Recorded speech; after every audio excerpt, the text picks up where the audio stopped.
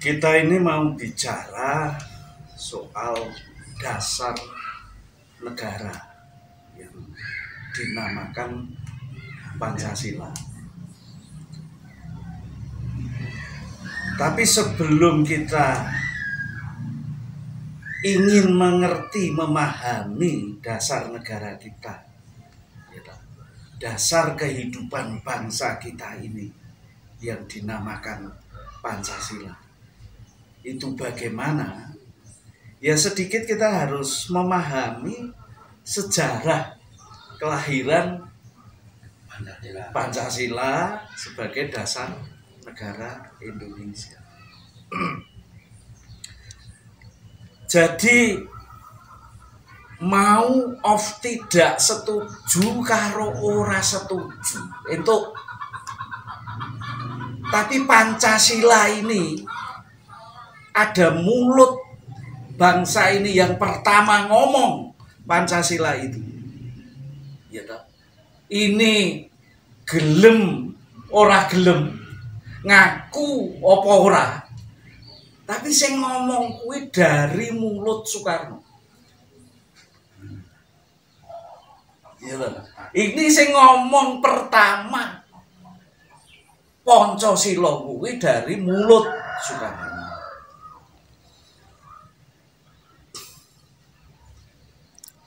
Nah, sebenarnya Bung Karno ini dari umur 17 tahun, ini dongeng ceritanya. Dia senang membaca buku-buku filosof-filosof dunia ini dibaca. Jadi dia memang waktu itu di kancah perjuangan sering membaca buku-buku filosof-filosof dunia yang dipakai sebagai acuan mendirikan sebuah negara. Jadi pemikir-pemikir dunia ini, Bung Karno ngerti semua karena membaca bukunya. Dari Hegel, Engel, sampai Sun Yat-sen, macam-macam, Karl Marx.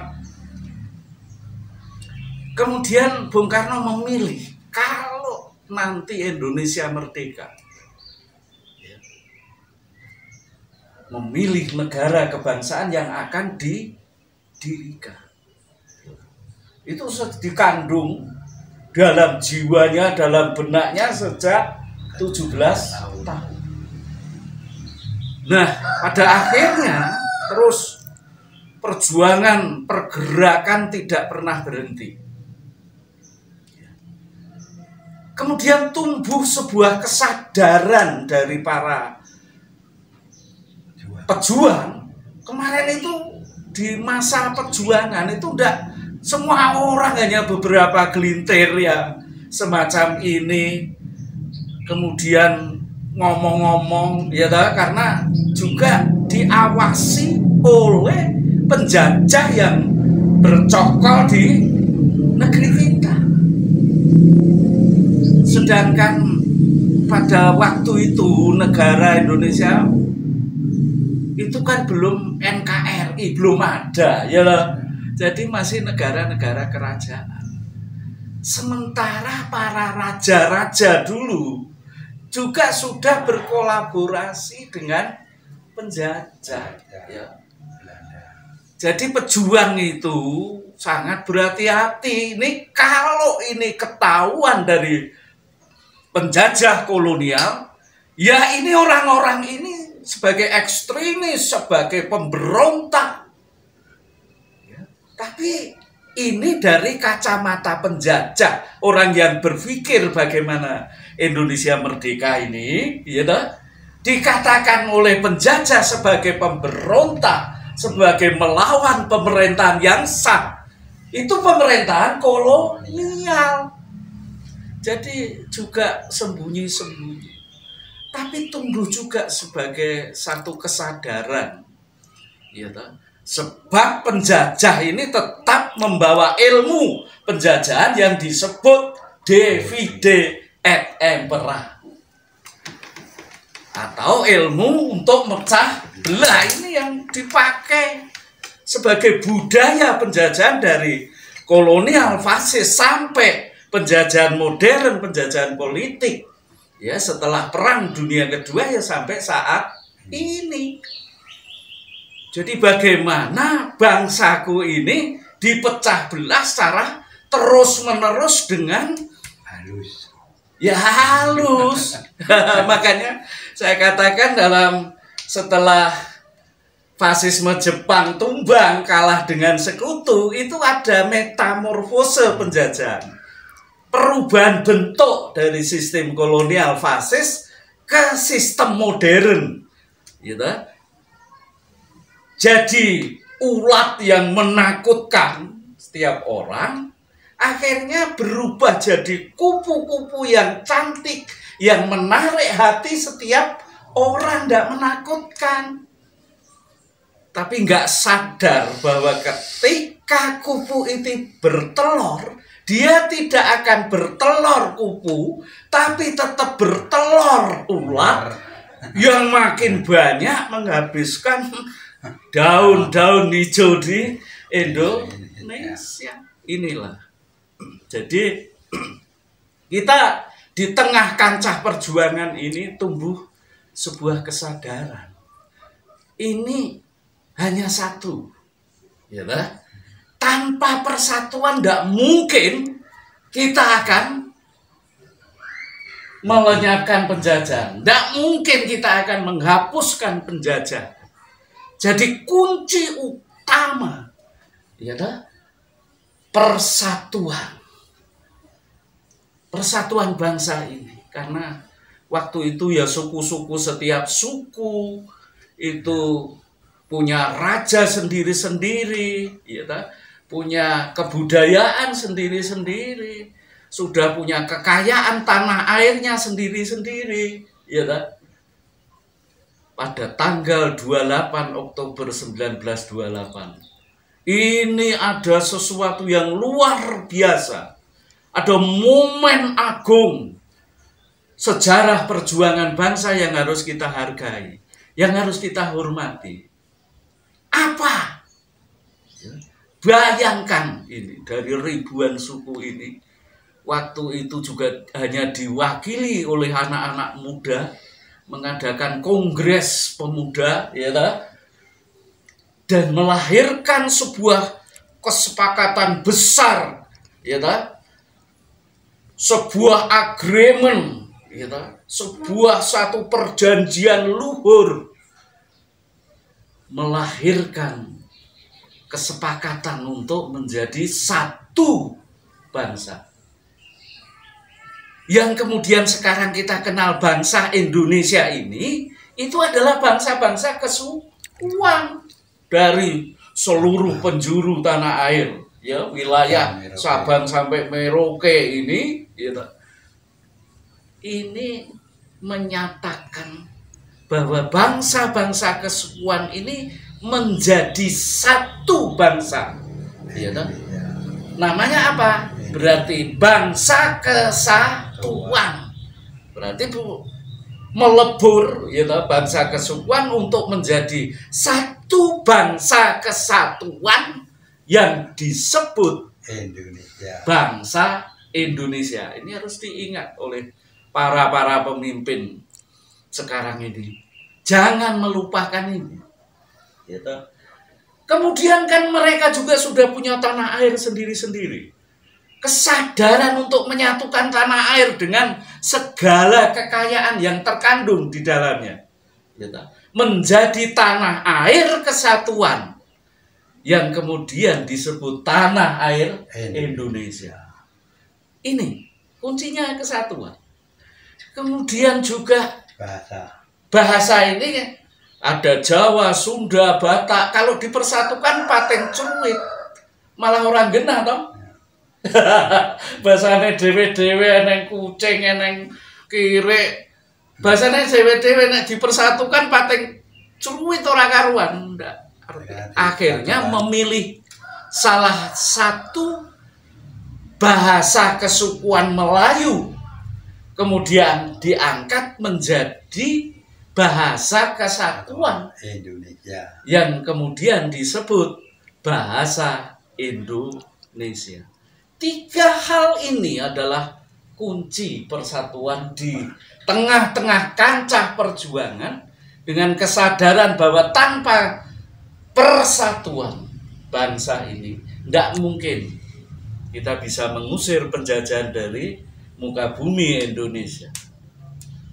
Nah, ini 28 Oktober 1928. Lah tadi Bung Karno ini tahun 1927 ini melahirkan satu ideologi baru, satu gagasan baru, yang kemudian waktu itu disebut Marxisme. Iya tak? Marxisme itu kemudian mendirikan sebuah partai, tapi partai perjuangan benar-benar untuk menghapuskan penjajah dengan sistem, dengan ilmu penjajahannya dari muka bumi Indonesia, yang waktu itu disebut Partai Nasionalis Indonesia. Landasannya apa? Landasannya Marxisme. Jadi kalau Bung Karno pernah cerita, jadi Marxisme itu dari mana? Dia waktu jalan-jalan ketemu orang Sudra ya toh, yang namanya Pak Marhen, tapi ini sebagai tutup. Ini adalah metodologi perjuangan. Jadi perjuangan di kala itu ya mestinya banyak perjuangan bahwa tanah. Kalau terang-terangan cekel londo di arah memberontak mesti dihukum karo pemerintah londo. Itu. Nah, pada akhirnya terus perjuangan terus makin bergelora, gitu. Jadi api perjuangan makin membara ketika kesepakatan untuk menjadi satu melawan segala bentuk penjajahan ini makin makantar-kantar, gitu. Kemudian dengan semangat rawe rantas, malang putung, perjuangan tanpa henti. Kemudian tahun sekitar 1929, jadi 27, 28, 29. Bung Karno menuangkan satu gagasan pemikiran, tuangan jiwanya. Nanti, jadi harapan kalau Indonesia merdeka, ini akan didasari dengan dasar yang waktu itu disebut Trisila. Trisila itu yang pertama adalah sosio-nasionalisme, yang kedua adalah sosio-demokrasi, yang ketiga adalah ketuhanan. Waktu itu tidak ada yang Maha Esa, itu tidak ada. Jadi prinsip awal itu adalah sebenarnya masalah isme, ya, nasionalisme. Kemudian sistem demokrasi ini adalah sistem perwujudan tentang isme itu. Kemudian landasan yang spesifik di dunia tidak ada landasan ketuhanan. Jadi 3 ini yang kemudian disebut Trisila, yang nanti kalau Indonesia merdeka, inilah dasarnya. Bung Karno sudah menulis gitu, dasar Indonesia merdeka kalau nanti Indonesia merdeka, masih panjang. Kemudian pada detik-detik, pada tanggal sidang, ada sidang dari tanggal 29 ya Mei sampai 1 Juni yang disebut sidang BPUPKI. Ini sudah mendekati karena Perang Dunia Kedua, ya. Nah, Bung Karno ditempatkan pada sidang tersebut, pidato terakhir tanpa konsep pada tanggal 1 Juni. Dia kemukakan itu, tuangan jiwanya, tuangan pemikirannya di depan sidang, dan itu karena di sini masih pendudukan Jepang, ada juga wakil-wakil dari Jepang, ada Dokuritsu Jumbe Kosokai kalau itu bahasa Jepang di kala itu. Jadi perwakilan Jepang juga ada. Nah, Bung Karno menuangkan jiwanya, menuangkan pikirannya yang dikandung sejak 17 tahun tadi. Ya. Di sanalah Bung Karno menawarkan pada bangsa ini, ya tak? Dari sosionasionalisme tadi, ini dibagi dua. Nasionalisme dan internasionalisme. Kan akhirnya yang satu sila itu jadi dua. Kemudian demokrasi, sosiodemokrasi ini juga dibagi dua. Yaitu demokrasi politik dan demokrasi ekonomi. Kan empat. Yang satu ketuhanan. Ya. Kenapa diletakkan dari Trisila ini ketuhanan yang paling bawah? Itu sebagai dasar, sebagai pijakan bahwa bangsa ini adalah bangsa yang berketuhanan Tuhan. Bukan bangsa animisme, ya, bukan bangsa yang dinamisme.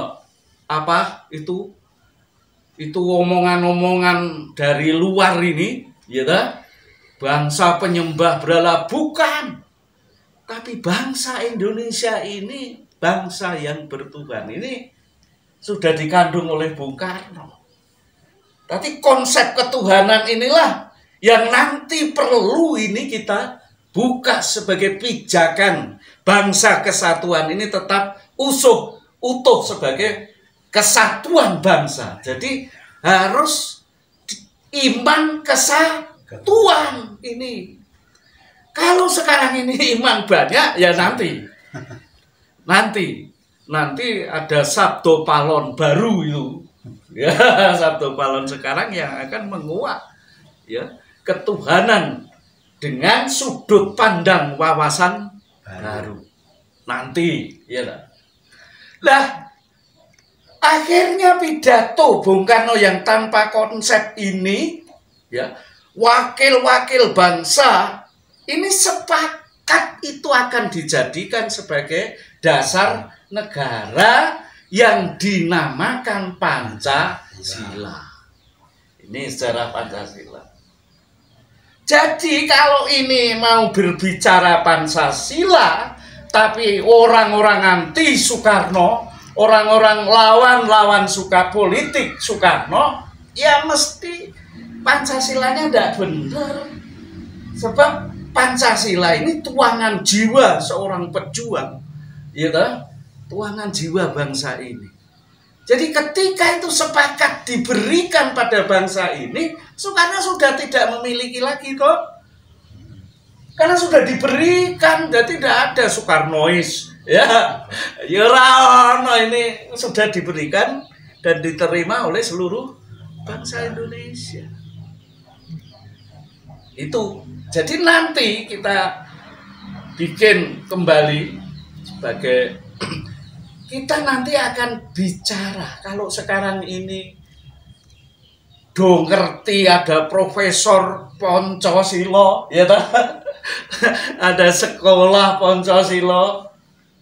Nanti kita akan lihat siapa yang mengajarkan Pancasila ini, yang kemudian jadi profesor. Ini juga mengaku tidak kita rakyat Indonesia yang ngerti Pancasila itu dari Orde Baru. Iya, sebab Bung Karno ini saya mencermati sejarah ini belum pernah Soekarno mengajarkan Pancasila pada bangsanya. Belum sempat. Iya, belum sempat. Karena setelah dia 17 Agustus 45, ya, itu merdeka, kemudian Soekarno dan Muhammad Hatta ditunjuk sebagai